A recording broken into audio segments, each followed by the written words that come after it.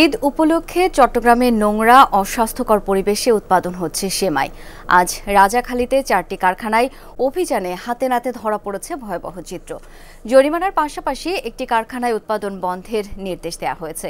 ভুল স্বীকার করে ক্ষমা চান কারখানা মালিকরা। চলে আসুন পূর্বাচল ভ্যালিতে। ইতিমধ্যেই naval officers housing society NOHS plot কিনেছে পূর্বাচল ভ্যালিতে। Purbachal valley, a concern of সিটিমেড গ্রুপ। পুরো কারখানা জুড়ে ধুলোর আস্তরণ, নোংরা ময়লা পরিবেশ। এখানেই তৈরি হচ্ছিল সেমাই। NSI ও ভোক্তা অধিকার সংরক্ষণ অধিদপ্তরের অভিযানে ধরা পড়ে এ চিত্র। চট্টগ্রামের রাজাখালী চাকতাই এলাকায় রফিক ফুড প্রোডাক্টস ও এমরান ফুড প্রোডাক্টস সহ 4টি কারখানায় চালানো হয় এই অভিযান। 4 কারখানার মালিককে 2,80,000 টাকা জরিমানার পাশাপাশি রফিক ফুড প্রোডাক্টসকে উৎপাদন সাময়িক বন্ধ রাখার নির্দেশ দেওয়া হয়। এই সেমাইটা তারা যে প্রক্রিয়া করছে এটা আসলে একেবারে অস্বাস্থ্যকর।